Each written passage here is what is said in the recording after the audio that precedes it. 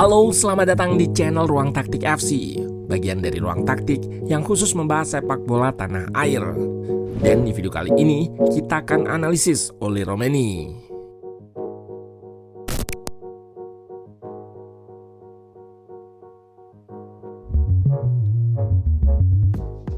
Dua laga timnas, 2 gol. Oli Romeni mengawali karir di timnas Indonesia dengan penampilan gemilang.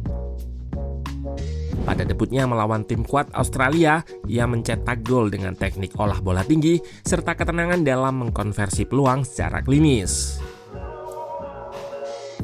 Insting golnya memang tinggi.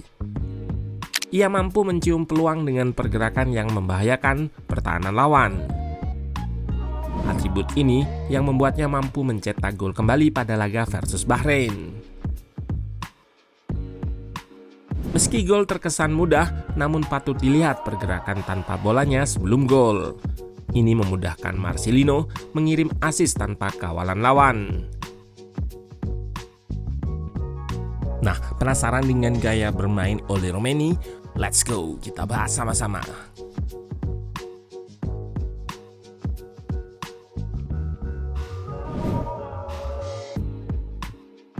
Oli Romeni merupakan pemain depan yang versatile alias bisa bermain di posisi atau role manapun.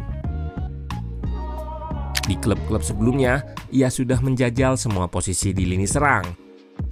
Mulai dari striker utama atau nomor 9, belakang striker atau nomor 10, dan yang paling banyak, ia berperan sebagai inside forward atau penyerang luar yang berada di sisi lapangan namun punya kecenderungan bergerak ke dalam.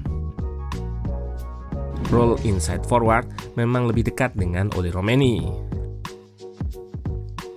Di laga versus Australia lalu juga terlihat ia kerap bergerak dari sisi lapangan. Menariknya, di laga tersebut di atas kertas ia diplot sebagai penyerang luar sebelah kanan. Namun di atas lapangan pergerakan Romeni sangat roaming.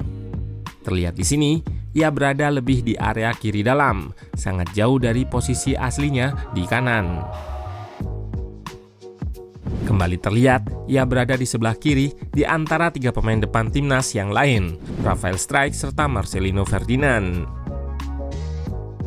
Dan karena kemampuan bermain di banyak posisi ini, pada laga kedua timnas ia diplot sebagai penyerang tengah. Meski diplot sebagai penyerang tengah pada laga versus Bahrain, tidak menghalangi Oli Romeni untuk terus aktif bergerak. Ia juga melebar guna menerima umpan saat pertahanan Bahrain terbuka di sisi kanan. Romeni juga punya kemampuan dribbling yang ia pakai untuk lepas dari kawalan. Keaktifannya dalam bergerak ini ditunjang oleh kemampuannya dalam membaca ruang yang terbuka. Seperti saat menerima umpan lambung dari Hübner ini yang mengeksposisi kanan pertahanan Bahrain. Kembali terlihat aksi individunya, meski di momen ini Romeni terperangkap offside. Kembali terlihat di match tersebut, ia bergerak ke sisi kiri pertahanan Bahrain, menyambut umpan Kevin Dix. Hal ini menunjukkan, meski ia diplot sebagai penyerang nomor 9, Romeni bukanlah tipe striker target man yang statis. Pemain berusia 24 tahun tersebut bisa jadi target long ball, namun lebih ke bola daerah atau bola atas yang mengarah ke ruang kosong.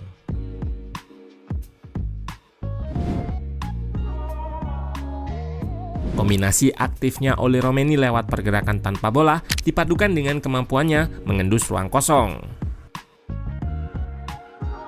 Yap, pemain yang berkarir di divisi level 2 Liga Inggris ini punya naluri tajam dalam membaca ruang. Meski bisa dikatakan tidak terlibat langsung, pergerakan Romeni untuk menyerang ruang kosong ini jadi pembedanya dengan striker timnas lain. Yap, dibutuhkan etos kerja tinggi serta insting yang tajam untuk bisa menyerang ruang sehingga pemosisiannya selalu menguntungkan. Pada golnya melawan Bahrain, terlihat pemosisiannya di awal yang drop atau turun menjauh dari lawan. Lalu bagaimana ia bergerak menyerang ruang kosong di antara 2 center back. Terjadi situasi 2 versus 1, dan pergerakan ini yang membuatnya bisa sangat bebas dalam menceploskan bola ke gawang hasil assist Marcelino. Apa yang bisa membuatnya bebas juga karena tendensinya untuk drop lalu lari atau dalam bahasa lain check in check out. Lebih jelasnya bisa dilihat pada klip ini, di mana ia melakukan check in atau turun lalu check out atau naik. Meski tidak terlibat langsung, bisa dilihat di awal strike dijatuhkan ini, posisi Romeni yang drop atau turun menarik center back yang juga membuat ruang terbuka bagi strike. Ia lalu dijatuhkan yang membuat timnas dihadiahi penalti. Variasi yang harus dilakukan lebih banyak oleh serangan timnas adalah memanfaatkan drop atau turunnya Romeni untuk permainan link up 1-2 sentuhan.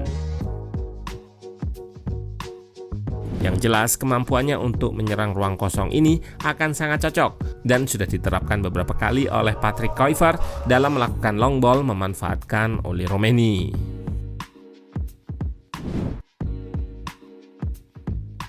Kemampuan 1 versus 1 dibutuhkan bagi setiap pemain untuk lepas dari penjagaan lawan. Oli Romeni punya footwork yang cukup oke dalam melakukannya. Memang ia terlihat jarang melakukan skill, karena sebetulnya ia bukanlah tipikal pemain yang gemar melakukan show off atau pamer. Tapi ketika melakukannya cukup efektif. Di laga versus Australia, ia sempat melakukan aksi individu dan lepas dari kawalan. Romeni juga mengirimkan crossing datar ke Reinders, namun ia gagal menyelesaikan peluang emas tersebut. Kemampuan 1 versus 1 ini juga tidak hanya dribbling. Pada gol debutnya, aksi kontrol bolanya membuat bola melayang di atas Geria, dan Romeni berhasil mencetak gol dengan sangat tenang serta klinis. Di klubnya terdahulu pun, Oli Romeni cukup jarang melakukan gol solo individu. Ia lebih banyak mencetak gol lewat kemampuannya lepas dari kawalan dan menyerang ruang kosong.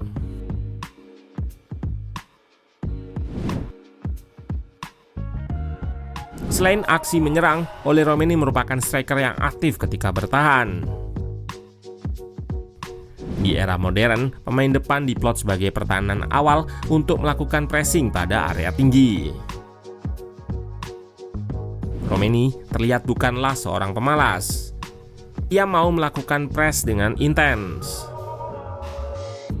Terlihat bagaimana ia melakukan scanning terlebih dahulu dalam melihat lawan, lalu melakukan intercept dengan sigap. Pada laga versus Bahrain, pemain keturunan Medan ini juga sempat diplot sebagai winger kiri dalam formasi 5-4-1 dan terlihat aktif ikut bertahan. Ini adalah poin plus Romeni sebagai pemain depan lantaran cukup jarang pemain yang punya kemauan serta etos tinggi melakukan tugas selain menyerang. Di sistem timnas sekarang, ia bisa jadi pemimpin di lini depan dalam melakukan pressing atau gangguan ketika lawan melakukan build up. Namun ini bukanlah tugas Romeni seorang. Pemain lain harus mampu bergerak secara unit dan kompak agar pressing lebih berhasil. Tapi menurut ruang taktik, high pressing masih riskan diterapkan oleh timnas, lantaran di laga versus Australia terlihat tidak efektif. Butuh drill yang lebih intens, repetisi berkali-kali, serta waktu yang lebih lama untuk diterapkan, atau musuh yang lebih lemah. Overall, Oli Romeni berhasil mempertajam masalah ketumpulan lini depan. Meski kualitasnya bisa dibilang masih di level divisi Championship Inggris, nyatanya lini depan sangat terbantu berkat kehadirannya.